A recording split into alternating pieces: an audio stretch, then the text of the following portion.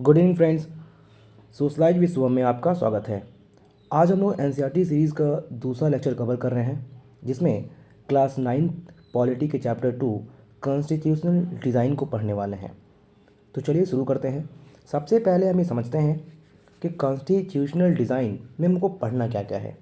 आज हम पढ़ेंगे कॉन्स्टिट्यूशन क्या होता है, कॉन्स्टिट्यूशन क्यों ज़रूरी है, और इंडियन कॉन्स्टिट्यूशन को फ्रेमवर्क करने में, इंडियन कॉन्स्टिट्यूशन को बनाने में किन किन चीज़ों का मदद लिया गया है और किस प्रोसेस से बनाया गया है, आज हम उसको देखते हैं।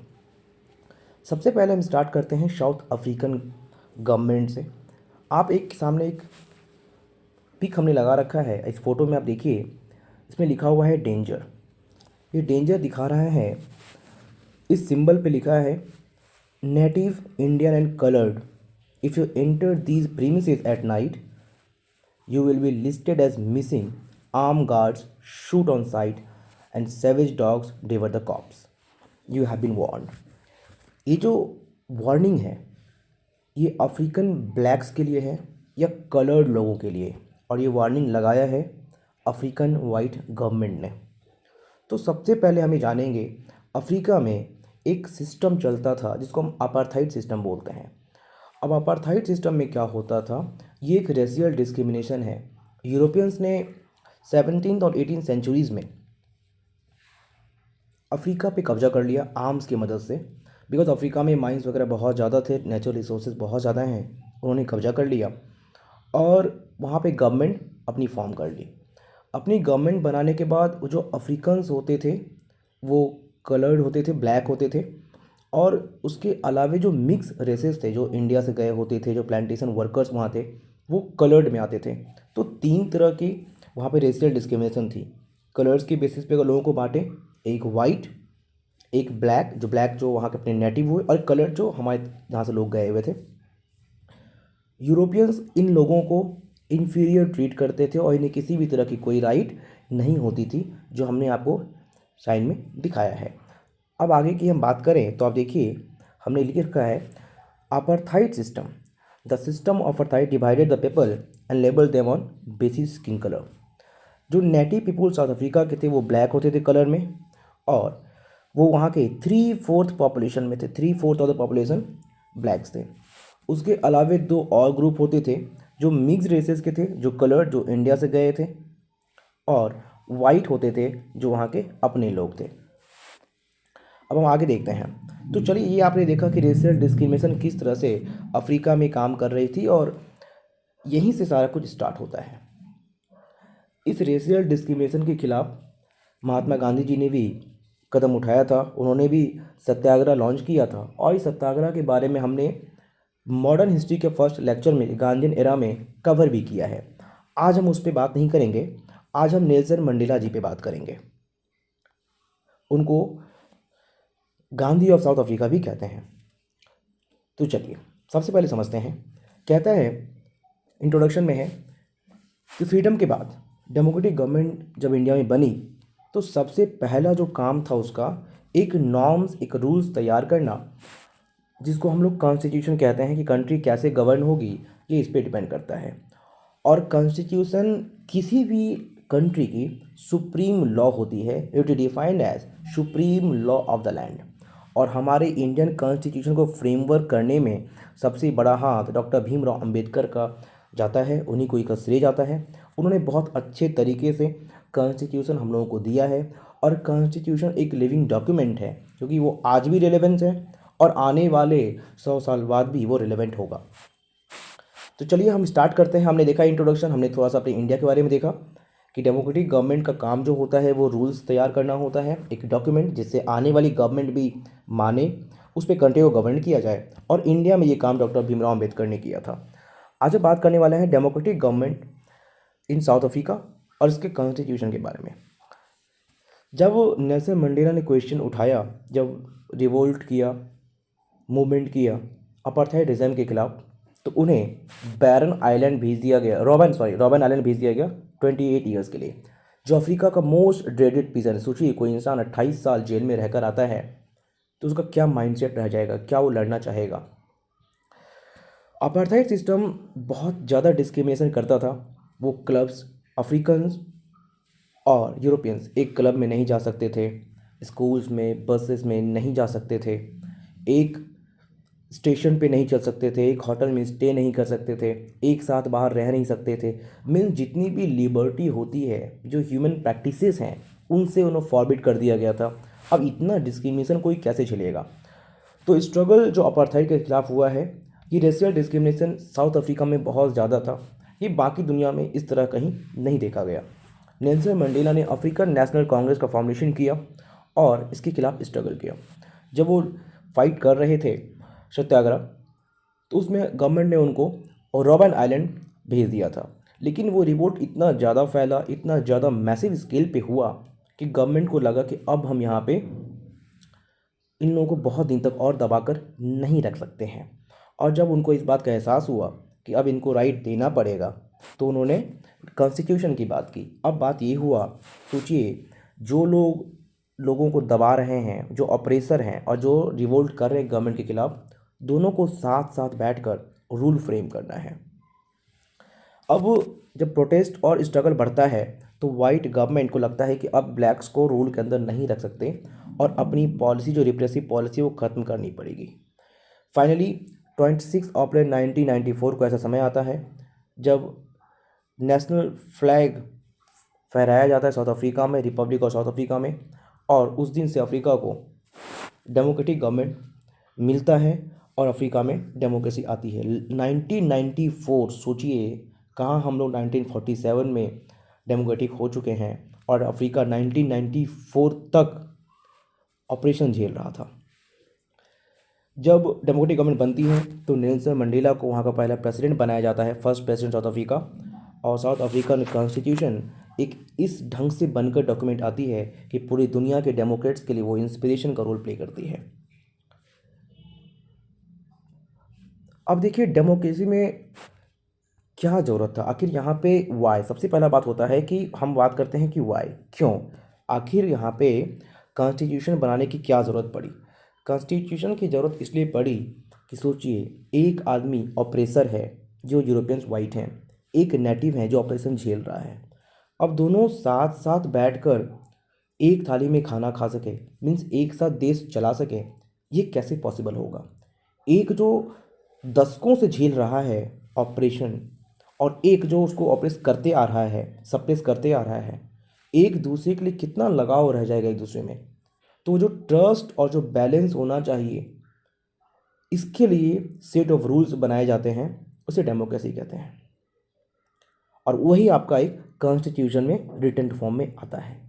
मान लीजिए आप कहीं गेम खेलने जाते हैं, आप क्रिकेट खेलते हैं और आपको पता हो कि जीतने वाला फिर नियम बदल देगा, तो आप कितना देर गेम खेल पाएंगे? फेयर प्ले तभी होगा जब पूरे गेम तक रूल में कोई चेंज नहीं हो। इसीलिए अगर यूरोपियंस ने कह भी दिया था कि चलिए आपको सारी लिबर्टी मिलेगी, सारे फ्रीडम देंगे, लेकिन जब तक वो रिटर्न फॉर्म में नहीं होगा तो हम उस पर क्वेश्चन नहीं कर पाएंगे। इसलिए कॉन्स्टिट्यूशन का होना बहुत ज़रूरी था। और ये एक लैंडमार्क भी दुनिया के लिए इसलिए था कि देखो, एक गवर्नमेंट है जो नेटिव को सताते आ रही है और एक नेटिव सिटीज़न है जो रिवोल्ट कर रहे हैं, लेकिन दोनों साथ बैठकर आज एक साथ कॉन्स्टिट्यूशन फ्रेमवर्क में काम कर रहे हैं और अब यहाँ से कॉन्स्टिट्यूशन बनाएंगे। तो लोगों को बहुत इंस्पिरेशन मिला इससे। पूरी दुनिया अफ्रीका को अनडेमोक्रेटिक कहती थी और उन्होंने करके दिखाया कि डेमोक्रेटिक अफ्रीका हो सकती है और आराम से चल भी सकती है, गवर्नमेंट, डेमोक्रेटिक गवर्नमेंट चल सकती है। आइए मैं दिखाता हूँ, एक सिटी ऑफ डरबन पे आप देख रहे हैं, यहाँ पे एक सिंबल है बीच पे, सेक्शन 377 लिखा हुआ है, जिसमें डरबन बीच लॉ कहता है कि बीचिंग एरिया, ये बाथिंग एरिया रिजर्व है members of white racial groups के लिए। दूसरे लोग यहाँ पर जाएंगे वो बैन है। आप देख रहे हैं, सोचिए आप कहीं घूमने निकलते हैं और लिखा हुआ हो कि ये एरिया रिजर्व है, आपको घूमने नहीं दिया जाएगा, आपके जस्ट रेशियल कलर पे रेशियल डिस्क्रिमिनेशन हो, तो कितना ख़राब लगता है। तो चलिए, हमने जो पॉइंट डिस्कस किया था हम उसको देख रहे थे एक बार। हमने आपसे कहा कि हमें क्यों कॉन्स्टिट्यूशन की आवश्यकता है। हर कंट्री, चाहे डेमोक्रेटिक हो, नॉन डेमोक्रेटिक हो, या कोई एसोसिएशन हो, क्लब हो, कोई कोऑपरेटिव हो, सबका अपना एक कॉन्स्टिट्यूशन होता है, एक लीगल फ्रेमवर्क होता है जिसके अकॉर्डिंग वो काम करते हैं। और ये कॉन्स्टिट्यूशन सुप्रीम लॉ है किसी भी कंट्री का, जिससे जो रिलेशंस इसके सिटीज़न में हैं वो दिखता है। पब्लिक और पीपल में गवर्नमेंट में क्या रिलेशन है वो दिखता है। तो ये आपने देखा अफ्रीका का सक्सेसफुल मेथड, सक्सेसफुल प्लानिंग, जिसके तहत अफ्रीका नॉन डेमोक्रेटिक से डेमोक्रेटिक बना, कॉन्स्टिट्यूशनल फ्रेमवर्क आया और नेल्सन मंडेला की मेहनत रंग लाई। आज हम बात करेंगे इंडियन कॉन्स्टिट्यूशन के बारे में। थोड़ा हम पढ़ते हैं अपने देश के संविधान के बारे में। इंडियन कॉन्स्टिट्यूशन की बात करें तो ये इतना आसान टास्क नहीं था जितना आसान आज लगता है कि कॉन्स्टिट्यूशन बना दिया गया। पाथ टू कॉन्स्टिट्यूशन कैसे हुआ? हमारे पास दो तीन चीज़ें थी। सबसे पहले हम ब्रिटिशर्स से लड़ रहे थे, तो ब्रिटिशर्स का अपना एक कॉन्स्टिट्यूशनल डिज़ाइन था जिससे हमें इंस्पिरेशन मिला और हमने उसे सीखा। लेकिन 1928 में मोतीलाल नेहरू ने एक नेहरू रिपोर्ट बनाया था 1928 में, लॉर्ड बिरकिनहेड के चैलेंज करने के बाद। तो वो भी एक फ्रेमवर्क हमारे लिए बहुत काम आया हमारे कॉन्स्टिट्यूशन को बनाने में। और दूसरा 1931 कराची सेशन में जवाहरलाल नेहरू ने यूनिवर्सल एडल्ट फ्रेंचाइज की बात की थी और राइट टू फ्रीडम और इक्वलिटी की बात की थी, और हमने उसके हेल्प से भी कॉन्स्टिट्यूशन फ्रेम किया। तो ये अपना दो नेटिव डॉक्यूमेंट था जो बहुत हेल्प किया हम लोगों को कॉन्स्टिट्यूशन को फ्रेम करने में। देखिए इसके अलावे भी दो तीन चीज़ें थी। 1935 गवर्नमेंट ऑफ इंडिया एक्ट, ये बहुत बड़ा रोल है इसका। हमने मैक्सिमम जो अपने प्रोविज़न्स हैं कॉन्स्टिट्यूशन के वो हमने इनसे लिया है। तो इन तीन चार चीज़ों के हेल्प से हमारे यहाँ कॉन्स्टिट्यूशन बना है। और उसके अलावा बहुत सारी ऐसी कंट्रीज़ थी जहाँ से हमने इम्पॉर्टेंट प्रोविज़न्स जो हमें बेनिफिशियल लगे हमारे लिए, हमने विड्रॉ किया है। हम उसके बारे में आगे चैप्टर में पढ़ेंगे। आज हम बात करने वाले हैं अपने कॉन्स्टिट्यूशनल डिज़ाइन के बारे में। तो देखिए कॉन्स्टिट्यूशन जो अडॉप्ट हुआ वो 26 नवंबर 1949 को अडॉप्ट कर लिया गया था, लेकिन वो इफ़ेक्ट में आया 26 जनवरी 1950 से। ये MCQ क्वेश्चन है, आपको एग्ज़ाम में मिलेंगे। और ड्राफ्टिंग कमेटी के जो चेयरपर्सन थे वो डॉक्टर भीमराव अम्बेडकर थे, जिन्होंने कॉन्स्टिट्यूशन ड्राफ्ट किया हमारे लिए। ये देखिए हमने फ़ोटो लगाया था नेल्सन मंडेला का, हेड्स ऑफ है इनके लिए, बहुत बड़ा रोल प्ले किया इन्होंने साउथ अफ्रीका गवर्नमेंट के लिए। और साउथ अफ्रीकन लोग आज इनके बहुत कर्जदार हैं, कहे तो उन्होंने एक नई ज़िंदगी दी है वहाँ के लोगों को। अब इंडियन कॉन्स्टिट्यूशन के गाइडिंग फिलॉसफीज़ की बात करें, गाइडिंग वैल्यूज़ की बात करें, तो महात्मा गांधी के जो विज़न थे इन इक्वालिटी को रिमूव करने में सोसाइटी से, उनका बहुत बड़ा रोल रहा है। हमारे कॉन्स्टिट्यूशन के जो कुछ प्रोविज़न हैं वो कुछ गांधीयन फिलॉसफी से हैं, कुछ सेकुलरिज्म पे जाता है, कुछ सोशलिज्म का, मतलब कंप्लीट ब्लेंड है। इसलिए हमारा कॉन्स्टिट्यूशन बहुत इफ़ेक्टिव है और बहुत दुनिया के सारे कॉन्स्टिट्यूशन ऑलमोस्ट बेस्ट हैं। और जवाहरलाल नेहरू ने सिटीजन्स को कहा था कि एक दूसरे से मिलकर, जवाहरलाल नेहरू की जो स्पीच थी, लास्ट स्पीच उन्होंने दिया था ग्रामर ऑफ एनार्की, उन्होंने डिस्कस किया था कि कॉन्स्टिट्यूशन कितना भी बेहतर क्यों ना हो, अगर उसको चाहने वाले अच्छे नहीं होंगे, अगर उसको लागू करने वाले अच्छे नहीं होंगे, तो देश अच्छे से नहीं चल सकता। और कॉन्स्टिट्यूशन कितना भी ख़राब क्यों ना हो, अगर उसको चाहने वाले अच्छे हैं तो देश बहुत अच्छे से चल सकता है। तो उन्होंने हमारे सिटीजन्स को बोला कि आप लोग प्रॉमिस करें कि देश को एज ए होल चलाएंगे, एक दूसरे से कभी डिस्क्रिमिनेशन नहीं करेंगे। अब आते हैं कुछ बेसिक फिलॉसफीज़ की बात करें जो हमारे प्रियम्बल में लिखा हुआ है, और एक एक करके हम उस सारे वर्ड्स को समझेंगे। ये हमारा प्रियम्बल है, आज हम बात करने वाले हैं। तो देखिए स्टार्ट होता है we the people of India. इसका मतलब है कि हमारा जो इंडियन कॉन्स्टिट्यूशन है उसे पावर कहाँ से मिलती है? हम भारत के लोग से। We the people of India having solemnly resolved to constitute India into a sovereign.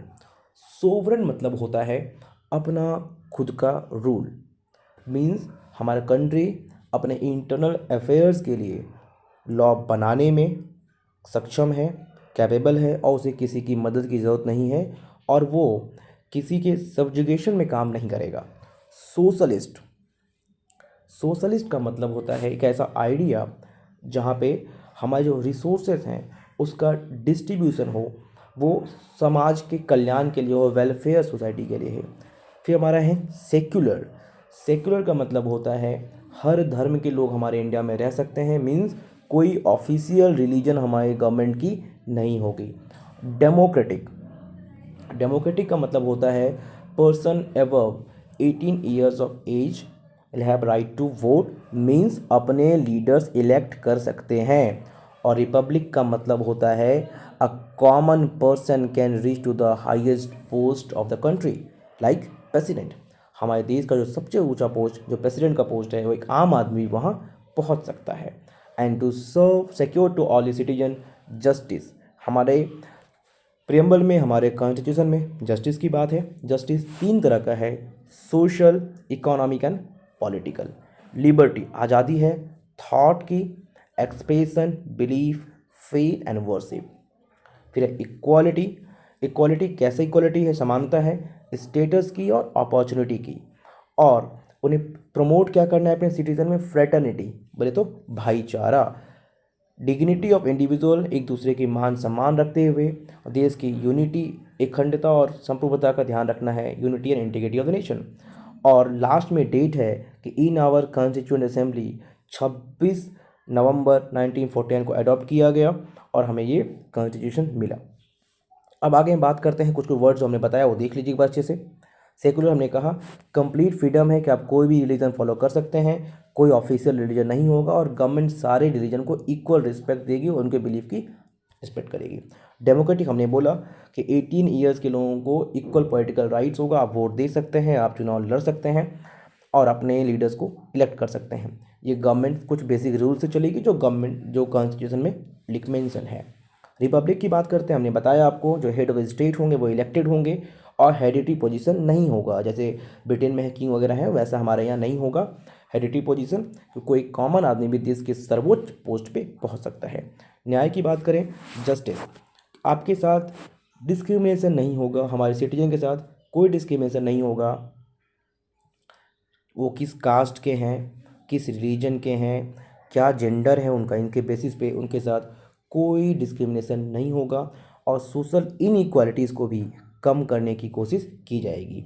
Government welfare के लिए पूरे सोसाइटी एज अ होल के वेलफेयर के लिए काम करेगी और ख़ासकर जो डिसएडवांटेज्ड ग्रुप हैं उनके लिए स्पेशल अलग से प्रोविजंस कर सकती है, अलग से व्यवस्थाएं कर सकती हैं। लिबर्टी की बात करें, आपको आज़ादी है, आप फ्री आप मूवमेंट पूरे इंडिया में कर सकते हैं। आप एक स्टेट से दूसरे स्टेट में जाते हैं तो आप फ्री मूवमेंट कर सकते हैं, कहीं भी कोई भी बिजनेस इस्टेब्लिश कर सकते हैं, स्पीचेस दे सकते हैं। तो लिबर्टी आपको 5 तरह की थी ना, लिबर्टी और देखिए तो liberty of thought, expression, belief, faith and worship. आप कोई भी बात अपनी बात को आगे रख सकते हैं, आपके धर्म को मान सकते हैं, आपकी कोई भी फेथ आप अपना सकते हैं, आप किसी भगवान की पूजा कर सकते हैं, इसमें कोई आपको रोक टोक नहीं करेगा।